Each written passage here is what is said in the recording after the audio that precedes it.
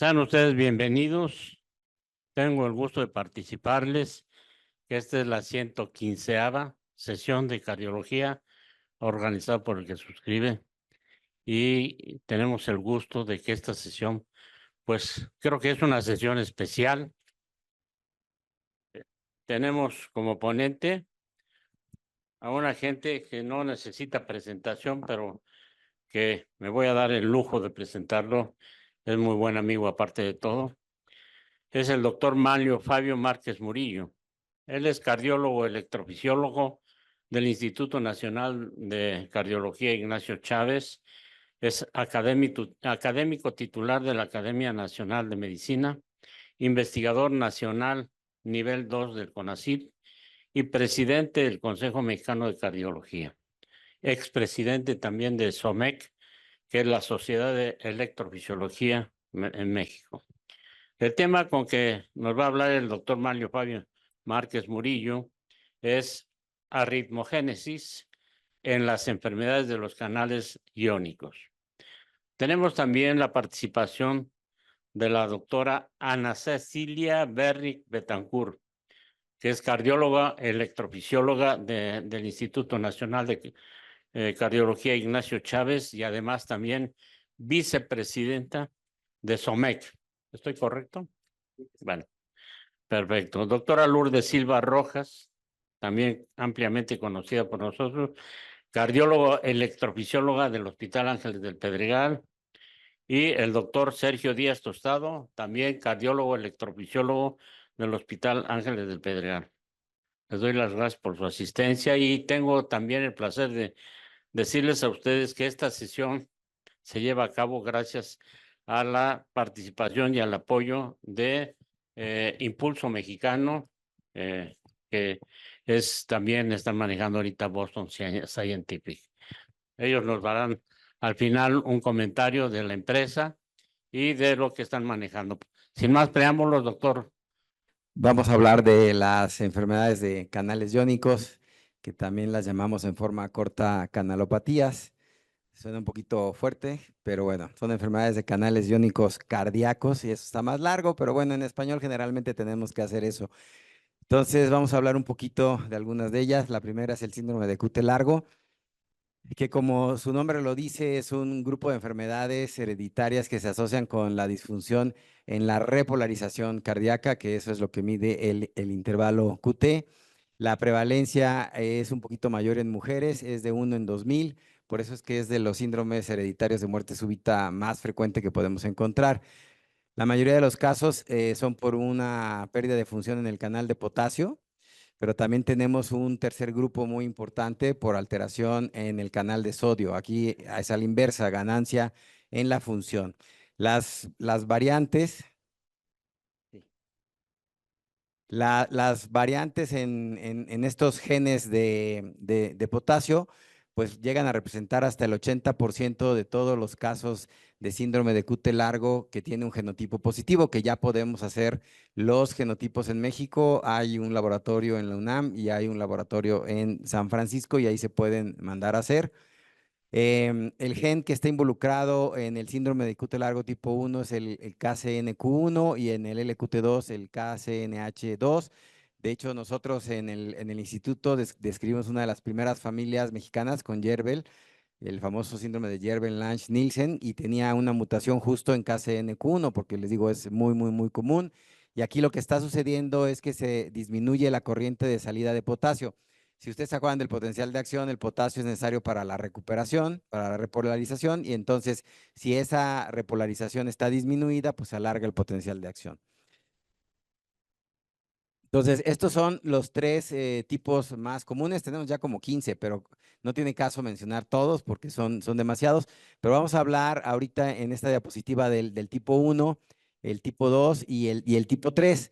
En esta parece que hay una gran diferencia entre el tipo 1 morfológicamente en el electrocardiograma, una onda T que inicia prácticamente después del complejo QRS, poco a poco, despacio, limpia, en comparación con la del tipo 2 que parece tener una muesca. Pero la verdad es que estos dos fenotipos, como son de potasio, se imbrincan mucho. Entonces, aquí es muy difícil decir cuál podría ser. Pero acá En el QT3 ahí sí es muy característico, vean ustedes en este segundo latido sobre todo, siempre hay como una recuperación muy isoeléctrica y después viene rápidamente la onda T característicamente muy grande, porque aquí es donde está ocurriendo realmente toda la repolarización de la célula cardíaca. Entonces, este LQT3 es como el fenotipo más característico que sí podemos decir que se trata de un tipo 3 y si encontramos este o este, no podemos saber más que es de potasio y es tipo 1 o tipo 2, habría que hacer el estudio genético para eso.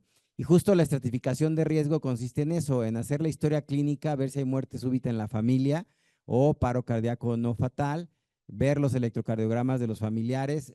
Si en algún caso nos queda alguna duda, por ejemplo, en algún niño que tiene 450 o 460, lo que podemos hacer es estudiar a la familia. Si el papá tiene 480 o la mamá tiene 490, pues es muy probable que sí se trate de un QT largo. Entonces, primero hay que ver varios electrocardiogramas, a veces no es suficiente un solo electro. Si el electro está en 446, bueno, pues no vamos a decir inmediatamente, ya tienes QT largo. Tenemos que tomar en cuenta más factores. Se puede hacer una prueba de esfuerzo y se puede hacer la prueba genética. Hay un índice que es el índice de Schwartz, el profesor Peter Schwartz, que si es mayor de 3.5 es una alta probabilidad de que tenga un QT largo. Y la prueba genética, recordando, puede haber hasta un 30-40% de pruebas genéticas negativas. Entonces, eso es muy importante saberlo para no confundirse si la prueba es negativa, pero el paciente tiene, por ejemplo, un QT mayor de 480 en mujeres o 470 en hombres, pues es muy probable que sí se trate de un síndrome de QT largo. El valor habitual que manejamos de 440 es nada más como para tener una idea, pero generalmente tomamos valores más altos ya para establecer el diagnóstico. Y el tratamiento obviamente pues va a depender de eso. Entonces, este es el puntaje o el índice de Schwartz, que pueden ustedes ver que mide cuánto es el QT. Mayor de 480 pues estaría muy largo, le dan 3 puntos, entre 460 y 480 2 puntos, y entre 450 y 460 es 1 punto. Si tiene ya documentada obviamente una taquicardia helicoidal, una alternancia de la onda T macroscópica, que ustedes la puedan ver en un Holter, por ejemplo, o en una prueba de esfuerzo, se les da 1 punto. Si tiene esta onda T que les acabo de enseñar con muescas en más de 3 derivaciones, se les da otro punto. Y sobre todo en los niños, si tiene una frecuencia cardíaca baja para la edad, también se le da otro punto. La historia clínica del síncope pues es la clave porque nos puede distinguir entre un síncope vasovagal, que sería completamente benigno, de un síncope maligno, que sobre todo si es provocado con adrenalina, con estrés, entonces ya se le dan 2 puntos. Les comentaba yo de la sordera congénita, pues ese ya sería un síndrome de Yerbel, que tendría el QT largo y tendría la sordera congénita. Y la historia familiar, un miembro de la familia que tenga ya el diagnóstico de QT largo o que haya tenido una muerte súbita antes de los 30 años, pues todo eso lo hace de una alta probabilidad para un síndrome de QT largo. Entonces, tenemos tres factores importantes: la clínica, la medición del intervalo QT y la genética para tratar de prevenir la muerte súbita en estos pacientes. Por ejemplo, predictores del riesgo de arritmias a largo plazo es, en primer lugar, ya les había comentado, el sexo femenino tiene más riesgo que los hombres. El síndrome de QT largo tipo 3 es mucho más riesgoso que el 2 y más riesgoso que el 1. Entonces, todo eso lo tenemos que tomar en consideración. Este valor de aquí es sumamente importante. Un QT corregido mayor de 500 es de muy alto riesgo para muerte súbita. Ese paciente debe de ir a desfibrilador, aparte de que ustedes le pongan betabloqueadores o lo que ustedes quieran, porque el riesgo de muerte súbita es sumamente alto. Entonces, este es nuestro valor de corte, más de 500. Abajo de eso podemos estar viendo que si es, que si no es, tomarle más electros, hacerle holters, lo que quieran. Pero si ustedes tienen a alguien con más de 500, tienen que mandarlo inmediatamente a implante desfibrilador. Digo, a menos que tenga una causa secundaria, por supuesto, que no sea un síndrome congénito. La presencia de síncope, aunque sea vasovagal, también a veces puede ser predictor, porque en estos estudios no siempre identifican si se trata de síncope benigno o maligno. Entonces hay que tener mucho cuidado con eso. Y básicamente, ¿no? Digo, hay muchas otras cosas. Les recomiendo este artículo del doctor Andrea Massanti, donde menciona todo esto. Y Generalmente, y esto es algo muy interesante, la mayor parte de los eventos fatales ocurren en la infancia, en la adolescencia o en los primeros años de la edad adulta. Es decir, que si logran pasar, sobre todo en el caso de las mujeres, eso es como muy característico, si logran pasar de los 30 años, la probabilidad de tener un evento fatal ya disminuye radicalmente. Entonces, no es lo mismo ver a una niña, por decirlo así, de 15 años, que ver a una mujer de 45 años. Aunque ambas tengan el cute largo, el riesgo va a ser mucho mayor en la niña. Bueno, obviamente, si el síncope acaba de ocurrir, es un síncope recurrente, las mujeres, entonces tenemos que tener muchísimo cuidado, ¿no? El riesgo de presentar eventos arrítmicos, pues conforme mayor QT, mayor probabilidad de eventos arrítmicos. Aquí está muy clarito. Van subiendo de 440 el porcentaje a 470 hasta 500. Pero vean ustedes cómo más de 500, pues ya es una cifra muy alta, un porcentaje más del 40%. Entonces, se considera ya alto riesgo más de 500. Bueno, si alguien ve uno de más de 600, pues me imagino que, como dicen, hay que ponerse a llorar porque eso sí sería algo súper peligroso. Si tomamos en cuenta el riesgo a 5 años, aquí está señalado el riesgo a 5 años en pacientes que no están recibiendo algún tipo de terapia. Entonces, si consideramos cualquier tipo de prueba positiva, genotípicamente hablando, pero el QT es menor de 460, entonces fíjense cómo el QT es el que determina un bajo riesgo.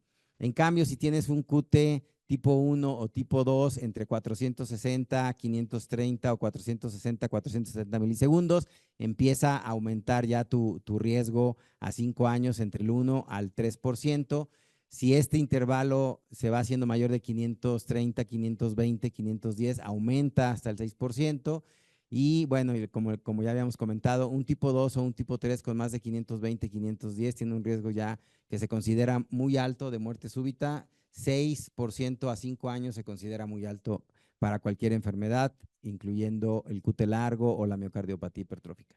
El ecocardiograma puede ser útil para la estratificación de riesgo, no se usa rutinariamente, pero hay varios estudios, este nada más es uno de ellos, del grupo de la Clínica Mayo, donde validan en 650 pacientes con síndrome de QT largo la diferencia entre el final del intervalo QT y el cierre de la válvula aórtica. Durante mucho tiempo se trató de ver esa digamos, disfunción de la repolarización eléctrica, verla en el ecocardiograma. No había sido posible hasta que estos autores encuentran este valor que le llaman ellos BEM entre el final del QT y el cierre de la válvula aórtica, y sí les permite diferenciar entre un grupo de alto riesgo y un grupo de bajo riesgo. Pero estamos hablando de una población muy seleccionada de la Clínica Mayo, que tienen todos los pacientes con el genotipo. Entonces, el genotipo sí puede tener alguna relevancia. Por ejemplo, esta variante específica que está aquí, la A341B, pues tiene muchísimo mayor riesgo de muerte súbita, 80%, comparado con otras variantes patogénicas que solamente tienen un 30% de riesgo, o en el caso del QT tipo 3, hay variantes que están asociadas con un menor riesgo. Entonces, estos ya son detalles muy finos que generalmente lo que observamos nosotros en el estudio es si es variante patogénica o no patogénica. Si es variante de significado incierto, pues no la tomamos en consideración, pero sí hay que darle seguimiento. Y aquí están los disparadores. Los principales disparadores, por ejemplo, en el síndrome de QT largo tipo 1 es el ejercicio. En cambio, en el tipo 2 es la emoción y durante el sueño. Tal vez el más peligroso y el que más miedo nos da, y por eso es que les comentaba yo que si tienen un QT3 con este intervalo, esta repolarización lenta y luego la QT, pues hay que ponerse muy abusado, es que estos 80% de ellos mueren en la noche dormidos, entonces es súper peligroso. La penetrancia es variable, esto también es muy importante. Puede ser que la mamá sobrevive hasta los 45 años, no tiene ningún problema y tiene 480 de intervalo QT, y sin embargo tiene una hija que a los 4 años tiene los mismos 480, está en el brincolín y desgraciadamente con el estrés de la adrenalina del brincolín cae y fallece. Entonces, la penetrancia es bastante variable, por eso es que hay que estudiar a los familiares, hay que estudiar a los familiares directos, siempre es sumamente importante. Esta es una nueva clasificación de riesgo, también del doctor Andrea Massanti, que está entre Italia y España, anda en los dos lados trabajando, y hizo que le llama él el 1, 2, 3, riesgo de síndrome de QT largo. Es el primer índice de riesgo a 5 años que está basado en genotipo y duración del intervalo QT, y se sugiere que un índice mayor de 5, calculado con, obviamente no vamos a hacer el cálculo ya manual, ya todo esto se hace por internet. Pueden encontrar en internet, si le ponen 1, 2, 3, ya encuentran la calculadora. Y entonces un riesgo mayor de 5, les decía, a 5 años ya se considera indicativo del implante de un desfibrilador automático implantable. Esto, ¿por qué es? Bueno, porque estos pacientes que tienen este riesgo a 5 años mayor del 5%, cuando se les coloca, o si no, más bien si no se les coloca un desfibrilador, pues se ha visto que tienen eventos arrítmicos hasta en un 30%, ¿no? Y algo muy importante, el número necesario a tratar en estos casos de pacientes es 9. Es decir, si tú le implantas el desfibrilador a 9 pacientes con QT largo, con este score mayor de 5, uno se va a salvar. Entonces es sumamente útil. Aquí lo vuelvo yo a remarcar, que ese riesgo, ese umbral de mayor del 5% es sumamente importante en cuanto a costo-beneficio, ya que el número necesario a tratar es de tan solo 9 pacientes. Entonces es sumamente importante. Otras cosas que pueden acumularse al riesgo, bueno, la morfología de la onda T, el tipo de la mutación. El doctor Platonov de Suecia, pues hizo en este caso un estudio para la mutación del LQT2, muy específica. Y entonces vean ustedes cómo en el LQT2 específicamente el ser mujer conlleva un mucho mayor riesgo de eventos cardíacos que el ser hombre. Entonces, bueno, ahí hay que prestar más atención en el QT largo tipo 2, y ahí también las alteraciones de la onda T y las mutaciones que se encuentran en la zona del poro, todas esas se asocian con mayor número de eventos cardíacos. Entonces, bueno, todo eso, cuando tenemos eso, lo podemos hacer. La página donde pueden ustedes ver los medicamentos que no deben de tomar los pacientes, o que le pueden también recomendar a su paciente que vaya y busque cuando un médico le recete alguno de los medicamentos, se llamaba antes QT Drugs y ahora se llama Credible Meds. Entonces, si ustedes le ponen en Google QT Drugs, todavía sigue saliendo y te manda a Credible Meds, pero ya la página tiene este nombre y requiere una suscripción si quieres ver la lista completa, pero puedes entrar de manera gratuita a revisar nada más medicamento por medicamento. La verdad es que lo ideal es que ya estén suscritos, es gratis y pueden tener acceso a toda la página. El único detalle es que todos los medicamentos están en inglés, entonces nada más sí les recomiendo que lo traduzcan, ¿no? No lo vayan a poner en español porque no lo va a encontrar. Entonces, aquí ustedes simplemente le ponen, por ejemplo, eritromicina, les digo nada más que en inglés, le ponen buscar y aquí les va a aparecer estos 3 rojos si es un riesgo conocido de taquicardia helicoidal, posible o condicional, es decir, bajo ciertas condiciones puede producirlo o no aparece en la lista. Y esta es una lista que se va actualizando constantemente, por eso es que es importante estarla checando. Nosotros en el instituto les damos una lista, digamos, transitoria a los pacientes o temporal, para que por lo menos sepan de los principales medicamentos, pero siempre les decimos que estén al pendiente porque están saliendo cada vez más medicamentos, sobre todo medicamentos a veces antidepresivos o antiepilépticos, etcétera, que pueden tener efecto secundario sobre el QT. El síndrome de QT corto, en forma breve, porque es una entidad muy poco común, digamos que es de las entidades clínicas junto con la repolarización precoz, pues de las que tienen más reciente reconocimiento como causa de muerte súbita. Aquí es un problema al revés, aquí hay una ganancia en la función del canal de potasio, se acorta entonces la repolarización muchísimo y el intervalo QT es muy corto. Los principales genes que están asociados con esto, KCNH2, KCNQ1, que son los mismos que habíamos mencionado antes, y el KCNJ2, que está involucrado al revés, está involucrado en el síndrome de QT largo de tipo Andersen, que de eso sí tenemos un poquito más de pacientes en México por alguna causa especial.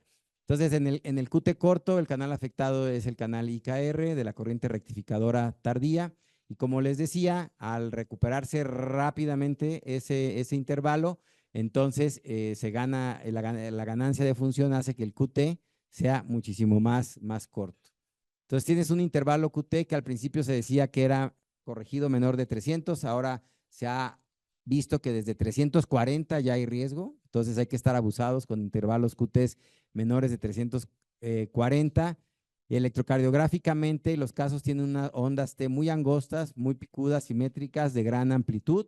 Este es un ejemplo de un paciente de 49 años que llega a urgencias con historia de episodios de síncope. En el momento que llega tiene una taquicardia a 230 latidos por minuto, que revierte con amiodarona. Y vean ustedes cómo, a pesar de que aparentemente revirtió con amiodarona, que nosotros esperaríamos que alargara el intervalo QT, tenía un QT corregido de 280 milisegundos. Vean ustedes lo cortito. Luego, en cuanto termina el complejo QRS, empieza la repolarización, empieza la onda T, grandísima, casi del mismo tamaño que el QRS. Entonces, este es un síndrome de QT corto. Le digo, son muy pocos los que hay. Este sería lo que sucede en forma normal en la repolarización, que salen ahí está en rojo, cómo sale el potasio, y acá en el síndrome de QT corto, pues están las flechas muchísimo más grandes y entonces el potencial se hace más cortito, el potencial de acción, y por lo tanto la repolarización se hace mucho más corta. Y el ejemplo, pues es muy similar, este ejemplo de la literatura es muy similar al que les acabo de mostrar, que luego arranca eso. Entonces, bueno, donde más se ha descrito es en población asiática. Aquí están midiendo un QT en 290, que por frecuencia cardíaca queda tan solo en 310, o sea, está demasiado corto. Aquí, por ejemplo, lo que tratan de mostrar es que puedes tener otra arritmia, como una fibrilación auricular asociada con un QT corto. Tal vez los que revisan Holter frecuentemente pudieran pensar que este trazo, si ustedes lo vieran en un Holter, a lo mejor dirían, no, pues esta es una alteración del Holter, está registrando mal, o sea, no está corriendo como debería de ser, y podría uno llegar a pensar que es un error o un artificio, y no, si es real, hay que tomarle un electrocardiograma de 12 derivaciones. A mí me gusta mucho en los centros cardiovasculares donde aparte del Holter, les incluyen un electro, porque eso siempre creo que te ayuda para tener un basal de qué vas a encontrar en ese Holter. Si no, pues muchas veces te quedas con la duda, ¿no? ¿Habrá sido algún artificio? ¿Fue algún problema? ¿Realmente tiene FA? Y a lo mejor desde el electrovasal ya lo estabas viendo, ¿no?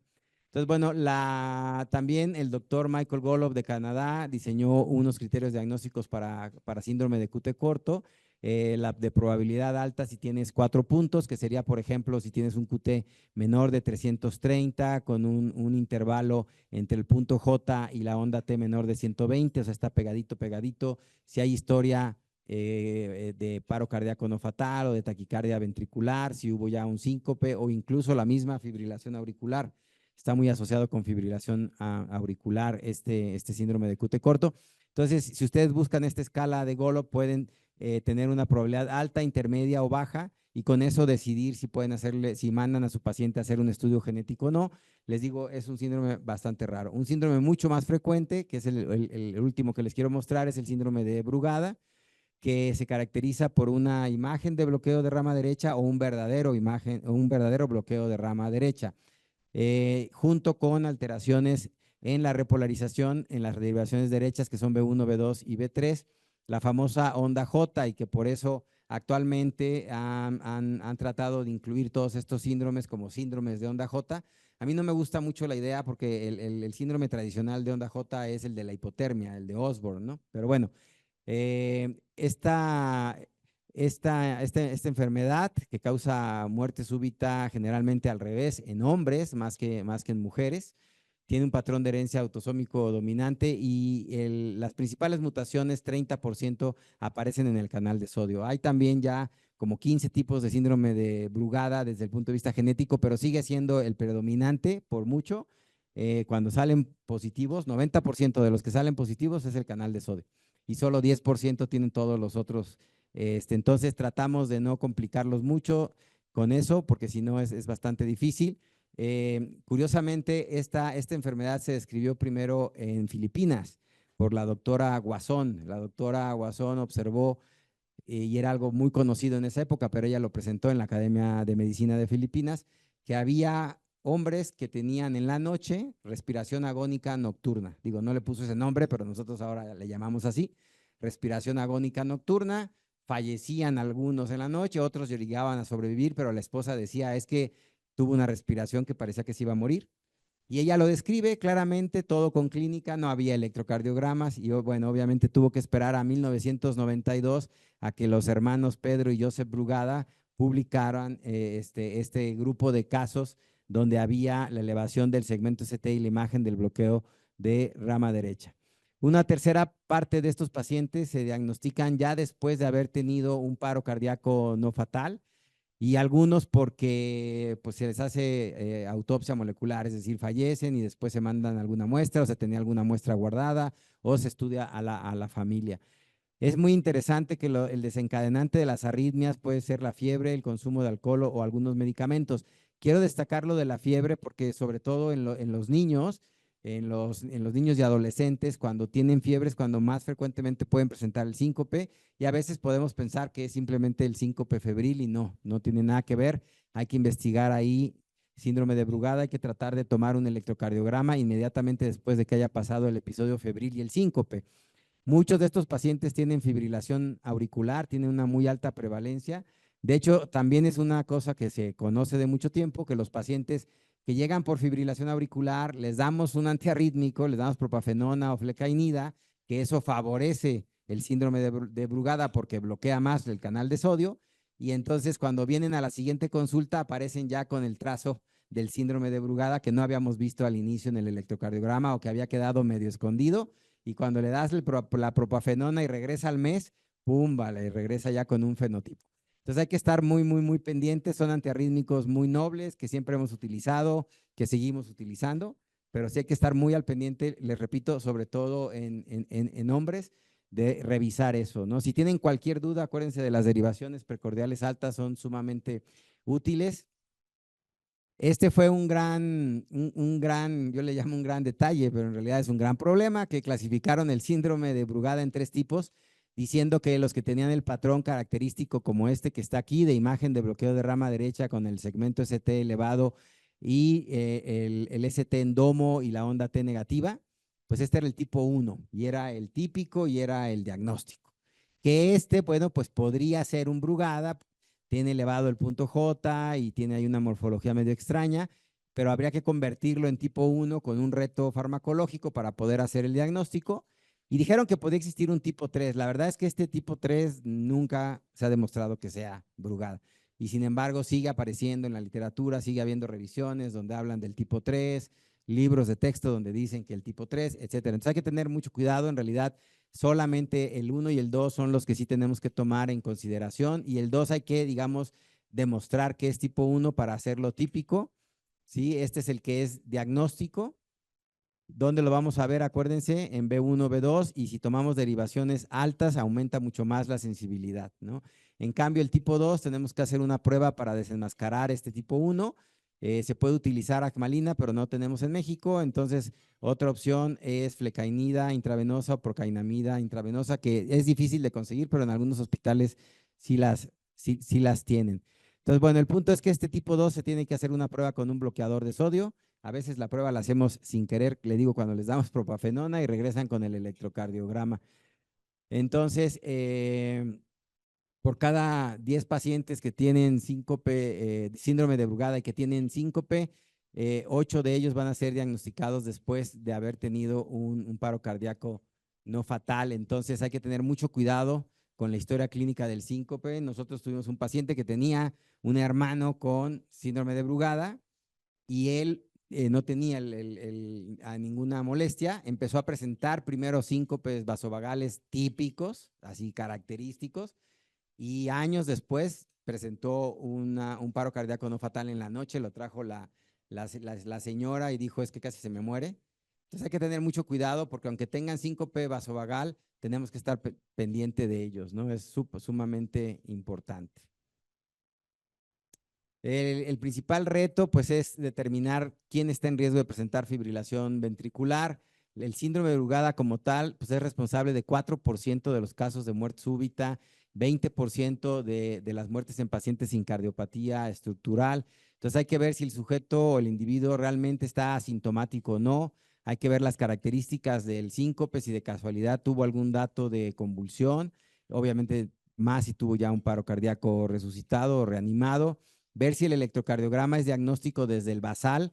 lo hace todavía de mayor riesgo. Y bueno, todavía hay mucha discusión acerca del valor predictivo del estudio electrofisiológico. Hubo al principio mucha controversia. Actualmente sí se acepta que el estudio electrofisiológico induciendo la fibrilación ventricular, tienes que colocarle un desfibrilador a ese paciente y más que nada el punto es para evitar, digamos, poner equipos de más. Como dice Sammy Biskin, uno de los mayores expertos tanto en Brugada como en cute largo, la historia fue la que determinó que al síndrome de cute largo se le dé primero un betabloqueador antes de un desfibrilador, porque en la época que se descubrió, cuando la descubrió Romano, Ward y luego Yerbel y eso, no había desfibriladores.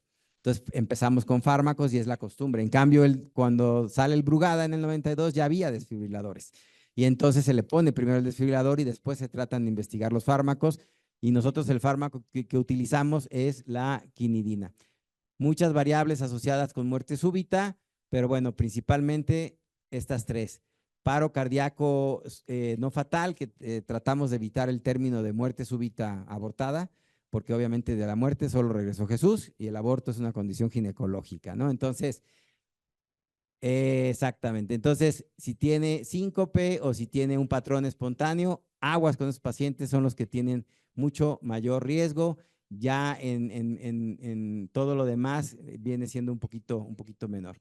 Entonces, nosotros, pues lo primero que vemos es si el paciente está asintomático o asintomático. Si está asintomático, pues ver si tiene un patrón espontáneo o si se induce en el estudio electrofisiológico o si tiene algunas otras características que son poco frecuentes como la fragmentación del QRS o la repolarización precoz. Entonces sí tenemos que tomar medidas, pero bueno, el paciente con síncope pues ya es mucho más fácil decidirse por el implante del desfibrilador. Les repito, aquí lo importante es pues tratar de poner el desfibrilador al que sí lo va a necesitar y no colocar desfibriladores, digamos, de más. Entonces aquí hay un montón de variables. Este fue un estudio que hicimos con el doctor Sergio Díaz Tostado, digo, no este que está aquí, sino lo que está acá en esta parte de acá, donde analizamos todas las variables electrocardiográficas que se han asociado con alto riesgo de muerte súbita en el síndrome de Brugada, como la presencia de una onda S en D1, el patrón que esté presente, este mismo patrón de Brugada en la derivación de 2, o el signo de ABR que esté muy ensanchada la R aquí en ABR, el intervalo entre el inicio, el pico de la onda T y el final de la onda T muy prolongado entre B1 y B3, aquí está el pico de la onda T y el final de la onda T, el QRS, esta fragmentación, les digo, del complejo QRS, aquí está en B2 y en B3, o la presencia de repolarización temprana o repolarización precoz en derivaciones inferiores, en D2, D3 y ABF, todo eso son factores de alto riesgo. Ya les comenté un poquito de la estratificación de riesgo, todo lo que hubo. Al principio hubo mucha controversia, los doctores Brugada estaban completamente a favor, la doctora Priori estaba completamente en contra, pero bueno, finalmente los resultados, este es el estudio ya más grande, juntaron todos los estudios, ¿no? Y vieron, bueno, que los pacientes que sí se inducen durante el estudio electrofisiológico fibrilación ventricular, pues tienen 2.6% de riesgo contra los que no se logra inducir, que es menos del 2%, y entonces, pues sí se acepta actualmente eso. Entonces, este es un esquema relativamente fácil de ver por los colores. El paciente que requiere desfibrilador, pues va a ser principalmente el que ya tuvo un paro cardíaco no fatal, después el que tiene un patrón espontáneo con síncope, después el que tuvo síncope y es hombre y tiene algún parámetro de los electrocardiogramas que les acabo de mencionar. Sí, todos esos van acá y en cambio se van quedando por acá los que son asintomáticos, los que solamente son inducidos con medicamento y entonces le quitas el medicamento y ya revierte, se van quedando de este lado donde no necesitan el desfibrilador. Y bueno, creo que ya sería mucho la taquicardia ventricular polimorfa. Mejor los dejo terminar y pasamos al panel de discusión. Mi estimado Manuel, si estás de acuerdo con los excelentes panelistas que tenemos invitados el día de hoy. Muchas gracias.